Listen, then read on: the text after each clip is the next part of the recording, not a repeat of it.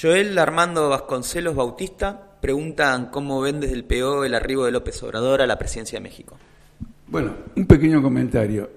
Por el nombre, supongo que es brasileño. Entonces entiendo que la pregunta es, en mi país ganó Bolsonaro, en México ganó López Obrador. Es decir, que pone de manifiesto una contradicción. López Obrador es un sector, es un hombre que tiene una larga trayectoria nacionalista y crítica de los partidos que en su momento representaron el nacionalismo y terminaron entregados a los yanquis. Tanto el PRI, Partido Revolucionario Institucional, como el Partido de la Revolución Democrática. Él rompió con los dos y terminó armando una perspectiva propia. Es decir, que al lado de un candidato de tipo fascista como Bolsonaro, triunfa en la frontera con Estados Unidos en la primera vuelta, no en el balotaje, no necesita balotaje, triunfa en una primera vuelta, saca la mayoría absoluta Andrés Manuel López Obrador, y por lo tanto marca una tendencia política diferente a la de Bolsonaro.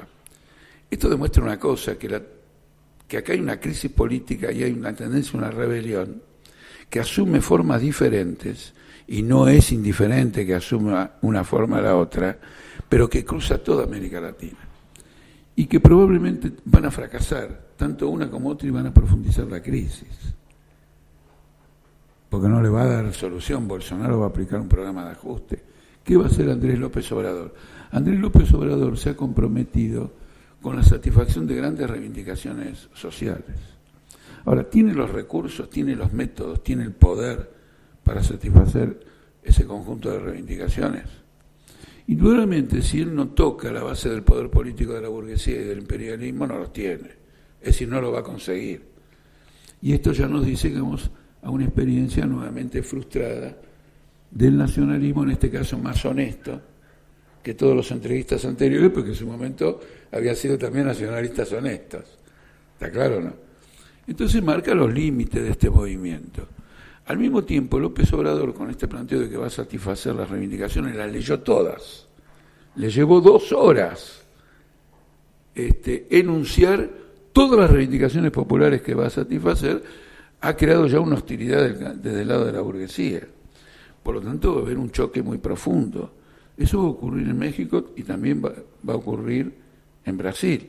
Choques sociales frente a el desarrollo político que engendra esta misma crisis. Y esto ya se manifiesta en un hecho muy interesante. López Obrador convocó un referendo que anuló la construcción de un aeropuerto en la Ciudad de México. Esto significa que él tiene que indemnizar a los tenedores de los bonos que financiaron la construcción de ese aeropuerto. Entonces, ingeniosamente, quiere comprarlos al valor de mercado. ¿Con qué criterio? Que al anular la construcción del aeropuerto, los bonos cayeran.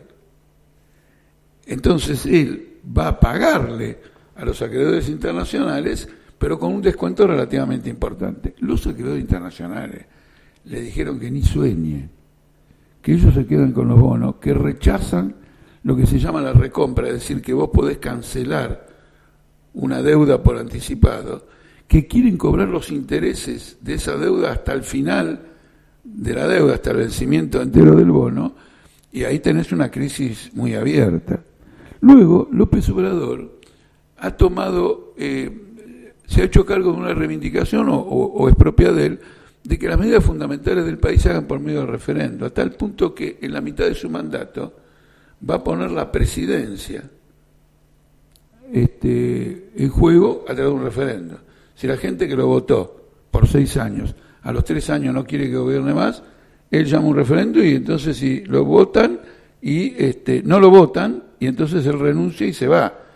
Esta metodología la que también proponen los ¿cómo se llama esto? Los chalecos amarillos en Francia. Quiere decir que desde distintos ángulos que no son propiamente el proletariado, el socialismo, los partidos revolucionarios, hay una clara sensación de que el poder político existente, si no cambia de rumbo, no cambia de estructura, no se hace algún tipo de cambio, va a caer hecho pedazos tras una revolución social. Entonces, este proceso de López Obrador es muy importante.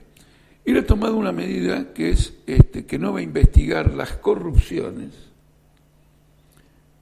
anteriores al gobierno, a su gobierno ahora.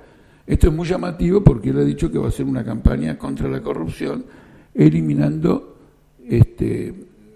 bolsones de corrupción dentro del aparato del Estado. Esta es una concesión fenomenal, quiere decir que el impacto político que él ha hecho de hecho, digamos, con los presidentes de las estructuras políticas anteriores. Es un gobierno extremadamente contradictorio.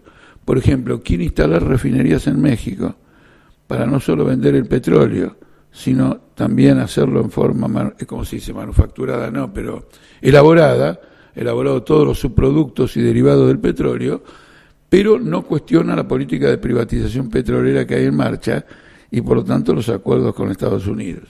Y tampoco cuestiona el acuerdo que el día exactamente anterior a que él asumiera, firmó el presidente Peña Nieto con Canadá y con Estados Unidos por un nuevo NAFTA. Entonces ustedes ven todas estas contradicciones, ¿a qué nos llevan?